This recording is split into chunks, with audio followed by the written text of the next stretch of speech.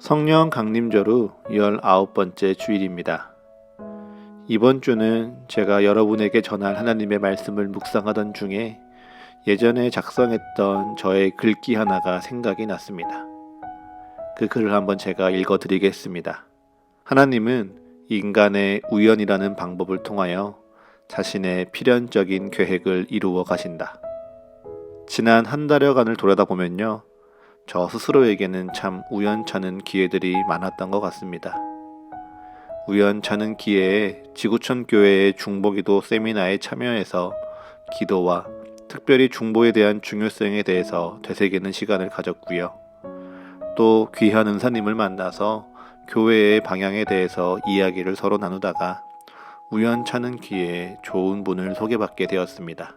그리고 그렇게 만나 뵙게 된 목사님을 통해서 우연찮게 교회의 장소를 얻은 것뿐만 아니라 앞으로 사역을 함께하고 교회를 함께 세워나가는 귀한 동역자들을 만나게 되었습니다.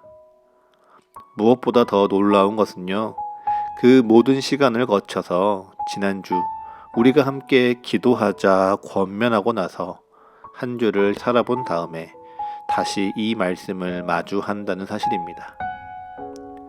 우리에게는요, 지난 시절 가운데 각자 모양은 다를지 몰라도 내가 이루어야 할 목표 혹은 돌파해내야 될 어려움과 순간들을 위해서 작정하고 뜨겁게 기도하셨던 기억들이 있으실 것입니다.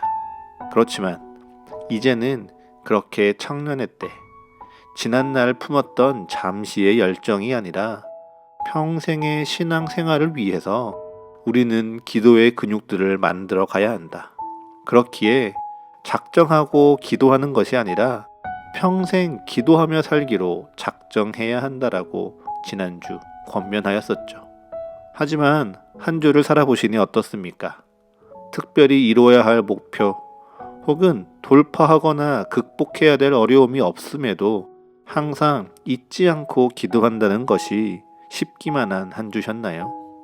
우리에게는 점점 해야 할 일들이 많아지고 챙기고 보살펴야 할 관계들도 많아지는데, 그래서 내 몸과 마음은 점점 더 피곤해져 가는데, 그러한 하루 속에 늘 기도해야 된다는 사실이 여러분에게는 어떻게 느껴지셨습니까?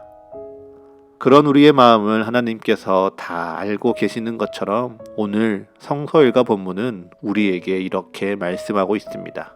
누가복음 18장 1절입니다. 예수께서 그들에게 항상 기도하고 낙심하지 말아야 할 것을 비유로 말씀하여. 아멘. 예수님께서는 말씀을 통해 제자들에게 두 가지를 가르치고 계십니다. 첫 번째, 항상 기도할 것. 그리고 두 번째, 낙심하지 말 것을 말입니다. 그러면서 이를 위해 불의한 재판장과 과부의 비유를 들어 설명하시는데요. 누가복음 18장 2절과 3절입니다. 이르시되 어떤 도시에 하나님을 두려워하지 않고 사람을 무시하는 한 재판장이 있는데 그 도시에 한 과부가 있어 자주 그에게 가서 내 원수에 대한 나의 원한을 풀어주소서 하되. 아멘. 비유 속 재판장은 하나님을 두려워하지 않는 자입니다. 그리고 사람들을 무시하며 자신의 높은 지위로 사람들 위에 군림하기를 즐겨하고 다른 이들을 존중하지 않는 자이죠. 명확하게 기록하지는 않았지만 그는 아마도 가난한 자들을 억압하고 힘이 있고 가진 자들에게 아부하며 어느 상황에서든지 올바른 판결을 내리려고 힘쓰기보다 자신의 이익과 명성을 위해 얼마든지 굽은 판결을 내리는 자였을 것입니다. 그런데 그 불의한 재판장에게 과부가 찾아옵니다. 여기서 과부는 단순히 남편을 잃은 여성을 의미하기보다요, 그 당시 생존에 대한 위협을 맞이하는 약자를 뜻하는 것인데요. 그 이유는 그 당시 여성이 남편을 잃게 되므로 모든 땅과 소유, 그리고 그 남성에게 속해져 있는 모든 권리를 잃어버리는 사회적인 배경이 그 안에 담겨 있기 때문입니다. 그러하기에 하나님께서는요, 신명기 14장에서 너희의 11조를 통해 기업이 없는 레위인과 제사장을 보살피는 것과 더불어 너희 땅에 거류하는 과부와 같은 약자들을 먹이고 살리라는 말씀을 성경의 여러 곳에서 강조하여 말씀하십니다. 그럼에도 불구하고 말씀대로 순종한다는 것은 쉽지 않은 일입니다. 그 이유는 바쁘게 돌아가는 이 세상에서 약자에게 끊임없이 관심을 쏟고 도움을 주는 것은 현실적으로 부담이 되는 문제였기 때문이죠. 그렇기에 남편과 모든 자식을 잃어버린 나오미는요, 그 어떤 도움도 없이 보아스의 밭에서 이삭을 주워가며 생을 연명해야 했고요. 오순절 후 예루살렘에 세워진 교회에서도 헬라파 과부들과 히브리파 과부들에 대한 차별이 교회의 첫 번째 분쟁이 될 만큼 중요한 이슈가 되기도 합니다. 이 과부 또한 그러하였습니다. 그에게는요, 재정적인 후원을 해주는 이가 아무도 없었습니다. 사회적인 차별과 조롱, 심지어 핍박을 받는다고 해도 이를 지켜줄 수 있는 보호자가 없었습니다. 그렇기에 이 과부는 재판장에 대한 좋지 않은 소문을 들었지만 그에게 가서 하소연할 수밖에 없었죠.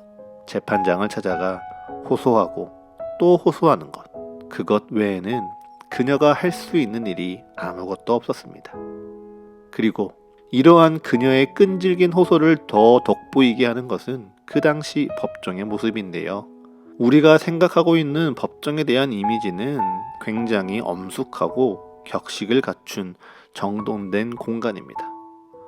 하지만 우리가 익숙한 이러한 이미지와는 다르게 그 당시의 법정은요, 억울하고 피해받은 자들이 모여서 서로 소리를 지르고 밀쳐내며 시끌벅적한 시장과 같은 곳이었다고 합니다.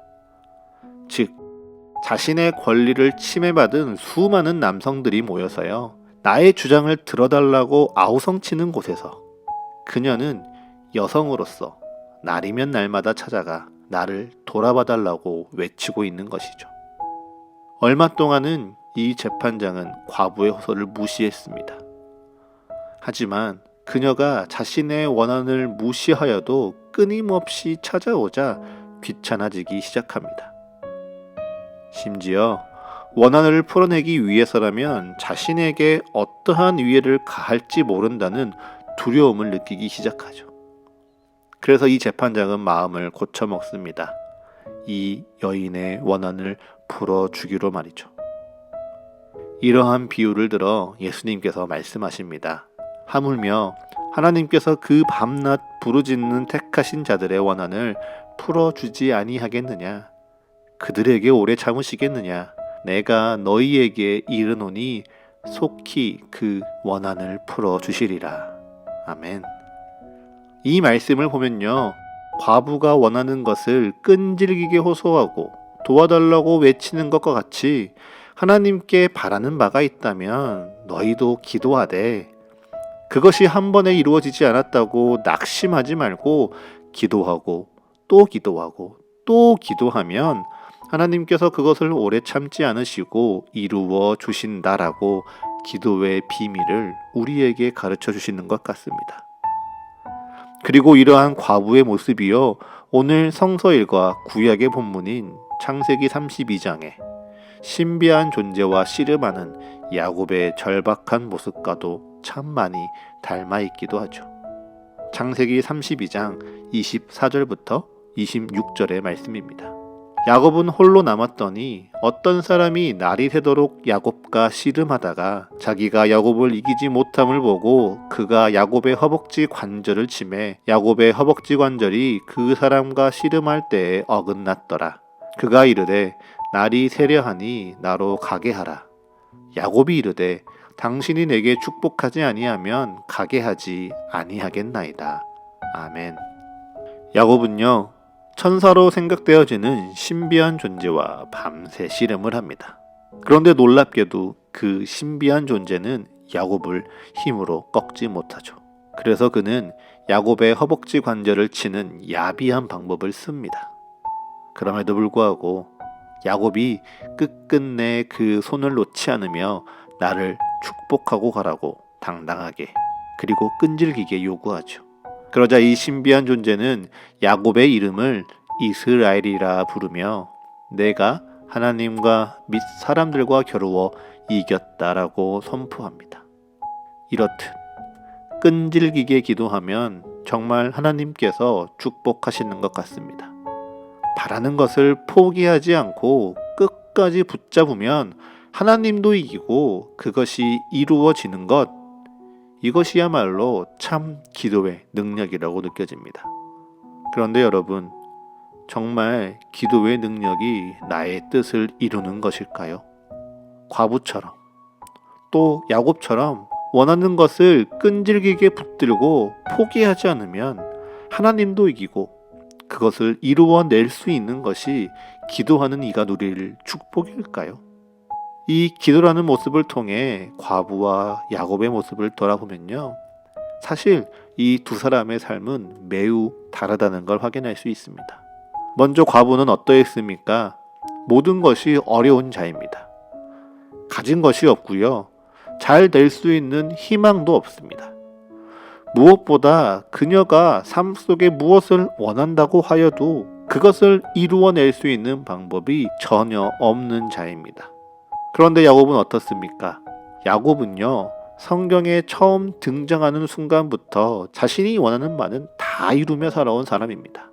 배고픈 형에게 장자권을 팥죽 한 그릇에 샀고, 아버지 이삭이 장자에게 베푸는 축복을 동물의 털로 속여서 자신이 받았습니다.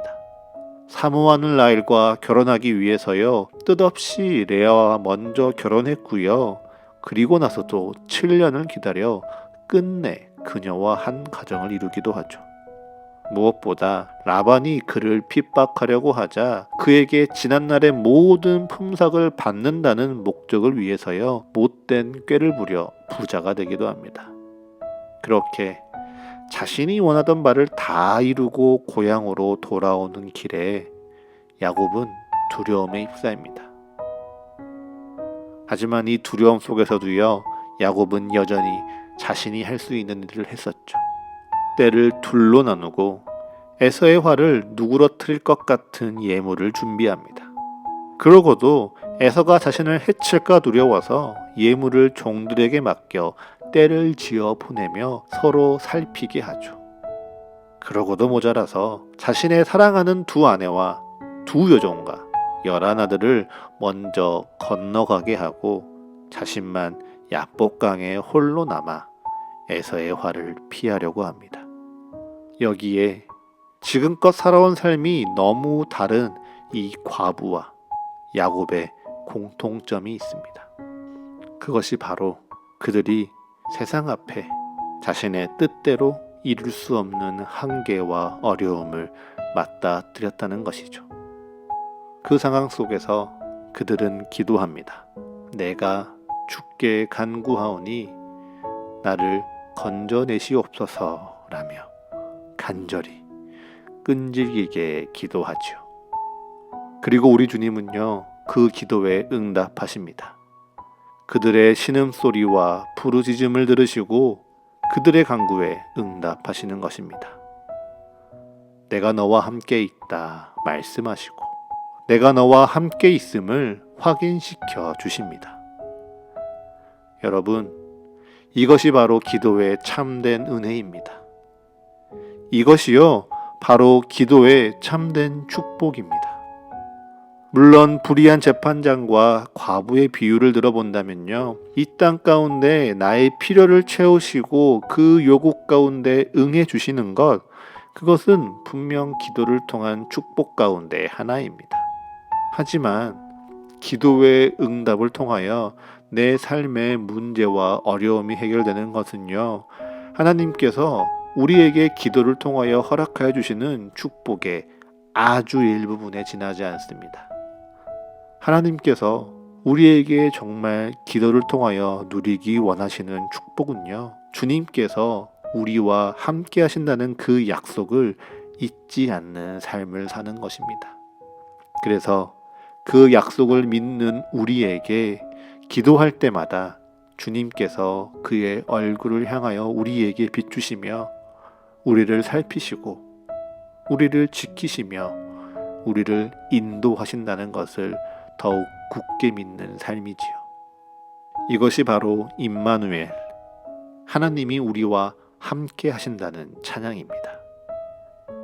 그리고 아브라함으로부터 이삭과 야곱에 이르기까지 내가 너와 함께 있어 내게 복이 되리라 말씀하신 하나님의 축복의 약속입니다. 그리고 이스라엘 백성들이 그 축복의 약속을 기억하지 못하고 오히려 눈에 보이는 세상의 물질과 소유를 쫓아 하나님과 함께함을 잊어버린 그때 하나님께서는요, 이러한 죄인을 먼저 사랑하사 다시금 하나님께서 우리와 함께 하시는 그 축복을 죄인들에게 허락하시기 위해 예수님께서 인간의 몸으로 오셨습니다. 그리고는 십자가에 죽으시고 다시금 부활하사 하늘에 오르신 예수 그리스도께서 보혜사 성령을 우리에게 보내사 우리와 늘 함께 살아가게 하시며 오늘 지금 이 순간에도 하나님이 너와 함께 있다는 그 축복을 누리게 하셨지요. 어떻게 그 축복을 우리가 누리고 살아갑니까? 바로 기도를 통해서 말입니다. 성경에는요, 분명 하나님이 약속하신 물질의 축복이 있습니다. 하나님께서 우리를 풍요롭게 또한 부유하게 하사 세상의 복의 근원이 되게 하시는 축복을 약속하셨죠. 하지만 물질에 대한 축복의 약속 전에요, 하나님은 내가 너희와 함께 하겠다, 그것이 너희에게 복이 되리라고 약속하셨습니다. 영원히 너희와 함께하리라. 내가 너희의 곁을 떠나지 아니하리라. 내가 너를 지키리라. 내가 너의 곁에서 너의 길을 인도하리라. 그 영원한 약속을 주님께서는 우리에게 주셨죠. 그렇지만 그 약속이 우리 눈에 보이지 않습니다. 그래서 이 세상을 살다 가면요, 눈에 보이지 않는 하나님께서 나와 함께 있고 내 곁에 있으며 나를 지키시고 인도하시리라는 신비한 은혜를 기대하기보다요, 현실을 위협하는 문제와 나의 뜻을 가로막는 그 모든 어려움을 당장 이겨내기 위한 능력과 도움이 더 절실히 필요합니다. 그러한 어려움 앞에서요, 기도하지 않으면 우리는 약고가 같이 그저 내가 살아남기 위해 내 힘대로, 내 뜻대로 애쓰고 수고하며 살게 됩니다. 그 어려움 앞에 기도하지 않으면요, 변화되지 않는 현실 앞에 과부가 모든 것을 체념하는 것처럼 이 세상에서 아무것도 기대하지 않는 것으로 나의 마음을 지키려고 합니다. 그러하기에 예수님께서는 우리에게 가르쳐 주십니다. 항상 기도하라고 말이죠. 항상 기도하며 낙심하지 말고 이 세상 가운데 마음을 빼앗기지 말라고 가르쳐 주십니다. 저는 여기에 한 가지를 덧붙이고 싶습니다. 바로 디모데후서 3장 16절과 17절의 말씀입니다. 모든 성경은 하나님의 감동으로 된 것으로 교훈과 책망과 바르게 함과 의로 교육하기에 유익하니 이는 하나님의 사람으로 온전하게 하며 모든 선한 일을 행할 능력을 갖추게 하려 함이라. 아멘. 사랑하는 서가교회의 성도 여러분, 예수님의 가르침처럼 기도하기를 힘쓰십시오. 기도하며 내 마음을 세상에 빼앗기지도 말고요, 낙심하지도 마십시오. 그리고 기도하며 성경을 가까이 하십시오. 성경은요, 세상을 창조하신 하나님의 말씀이 기록되어져 있습니다. 말씀이 육신이 되어 우리에게 오신 예수님의 가르침이 기록되어져 있고요, 우리에게 오신 보혜사 성령님의 위로하심과 놀라운 역사 또한 기록되어져 있습니다. 그러하기에 기도하며 성경을 가까이 한다는 것은 나와 함께 거하시는 하나님을 기억하며 또한 하나님을 가까이 한다는 뜻입니다. 다만 여기에 주의할 점이 한 가지 있습니다.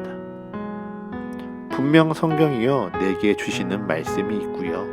오늘 성경이 내게 말씀하고자 하는 바를 찾아내는 것, 그것은 매우 좋은 신앙의 훈련이고 묵상의 방법입니다.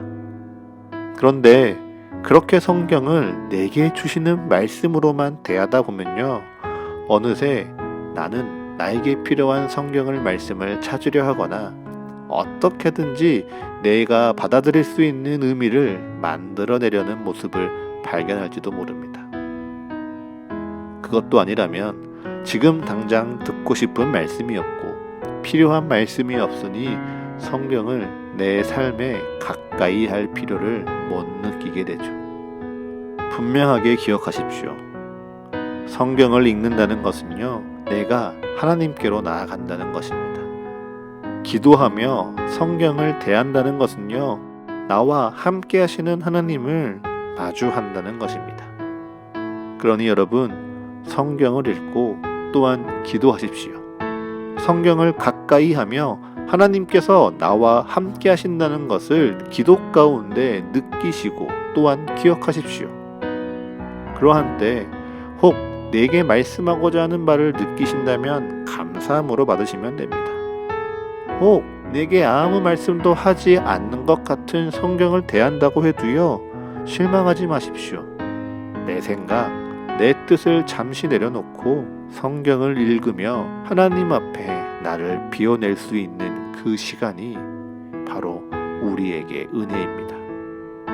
그러니 여러분, 기도합시다. 기도하며 세상의 두려운 소리와 외롭고 고독한 상황 속에 나의 마음을 지킵시다. 기도하며 성경을 읽는 시간 가운데 우리의 곁에서 우리에게 말씀하시는 하나님께 나아갑시다. 기도는요, 하나님께서 우리와 함께 계시며 우리와 함께 살아가시는 매일의 사랑을 날마다 경험하는 은혜의 통로입니다. 그러니 사랑하는 서가교회의 성도 여러분, 우리 함께 기도합시다. 나를 위해 기도하고 서로를 위해 기도하고 교회를 위해 기도하며 어떠한 상황과 어려움 속에서도 우리와 늘 함께 하시는 하나님으로 말미암아 낙심하지 맙시다. 그리고 기도하며 성경을 통해 우리 곁에 늘 함께 계시는 하나님을 날마다 고백하며 만남의 축복을 경험합시다. 오늘 설교를 시작하며 제가 예전에 메모했었던 글을 이렇게 공유했었습니다.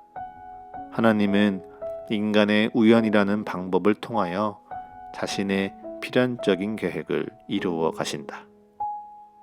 말씀을 마무리하며 저는 이 글을 이렇게 고쳐보고자 합니다. 기도하지 않는 자에게 우연은 사탄이 인생을 유혹하는 시험이나 기도하는 자에게는 우연은 하나님이 일하시는 방법이다.